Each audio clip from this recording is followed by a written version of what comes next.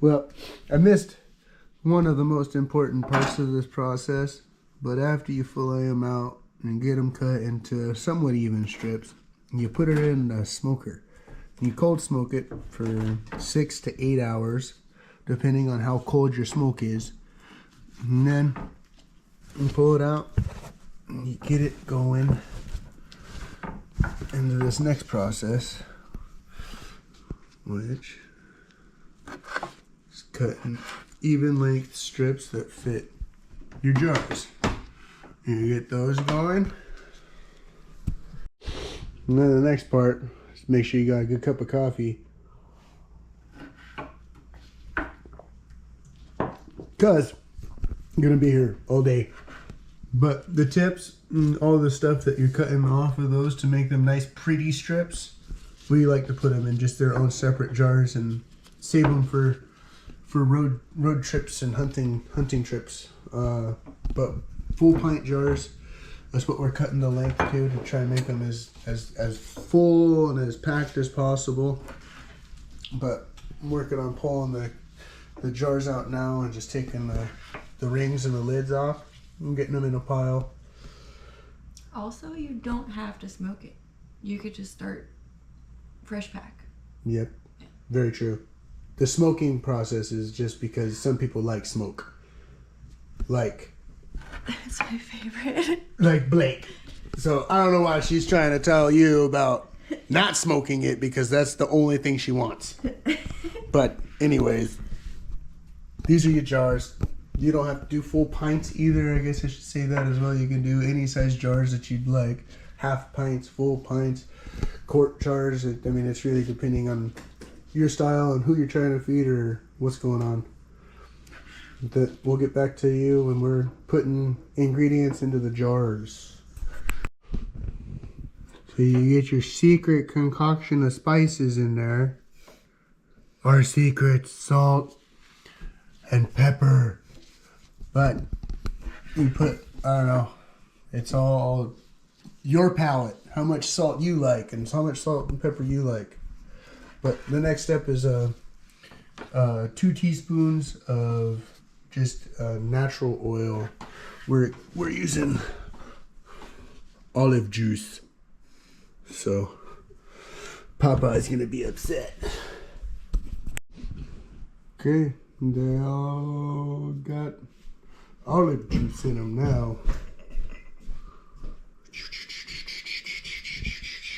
Next step, putting fish in there, packing them with fishes.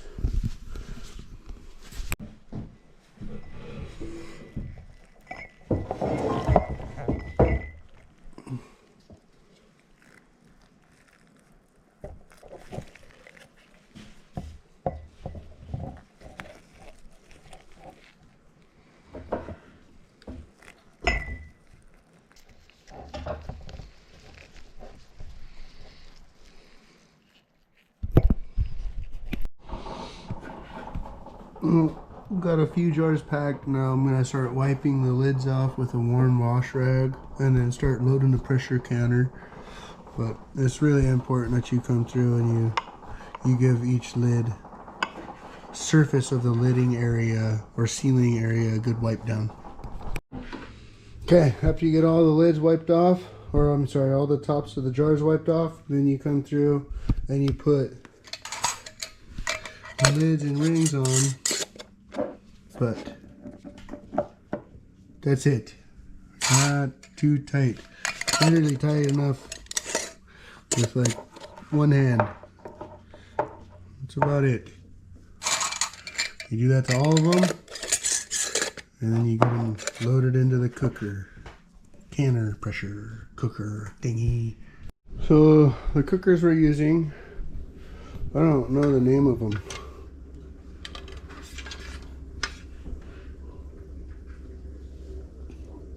Presto canner. You want to make sure that either you got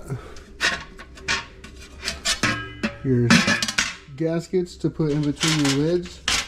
Rags work too, but there's lines. I don't know if we can see the lines on here. Those lines, there's 1, 2, and then there's a third one way down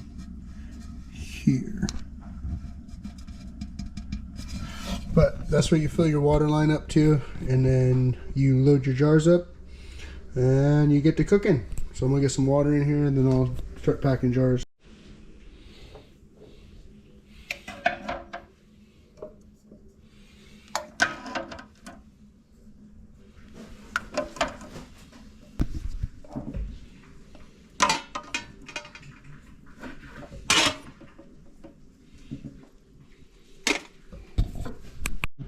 Sometimes these can be a little tricky. But you get your arrows lined up and it falls on like that, and then you push it until it locks. So you want to make sure this thing's free. The jars are holding it up. Okay, once you got all that on, make sure it's on there, and then you crank her up, get her to a good boil, make it hot. Once you start getting a good steam coming out of them, set the timer for about 10 minutes and let it do this for 10 minutes. And then you build it up to 11 pounds. In between 11 and 13 pounds is safe. Don't let it drop below 11 once you start going. You have to restart your time. Okay, got our weights on. Both of the pop indicators are up.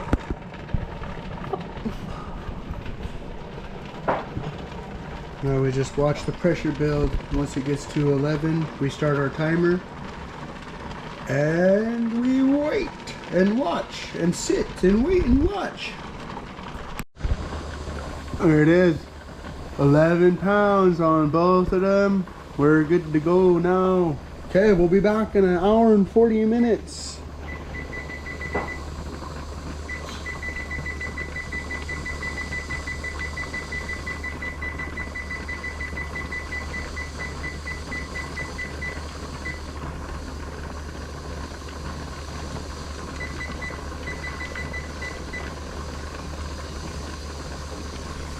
Here we go, she's set. Timer set, we're cooking now, people.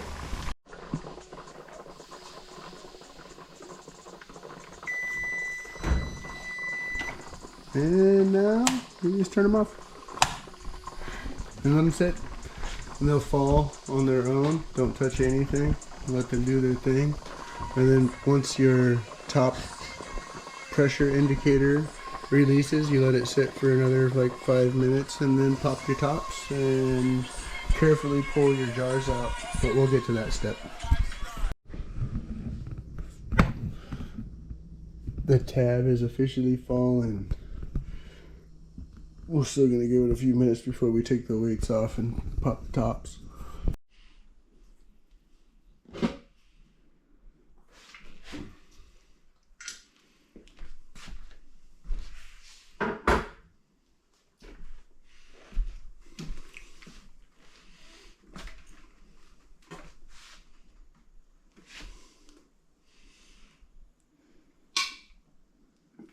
That's a good noise.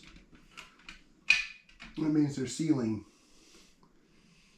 When you pull them out, don't tip them. Don't be rough with them. Wherever you put them, leave them there. Don't try to mess with them.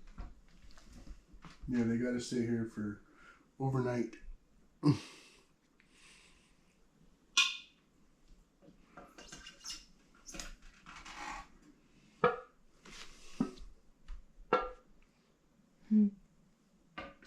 They're sealing.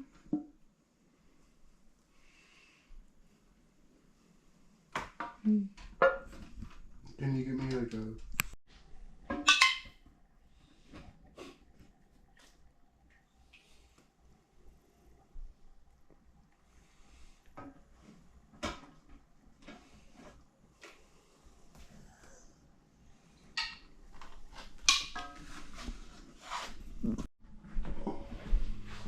Even if they have water on top of the lids, don't try to wipe it. Just let it be.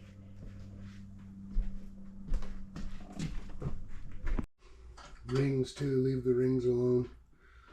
I I was just gonna say that. The rings look loose. Don't try and tighten them. Nope. That's not what's making the seal. Yep. Just pull them out, let them be.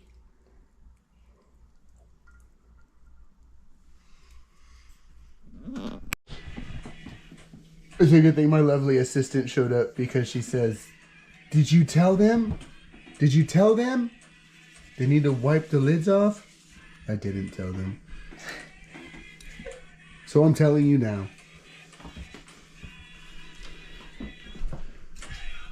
Chumcat! Chumcat! What are you doing? You paused my music.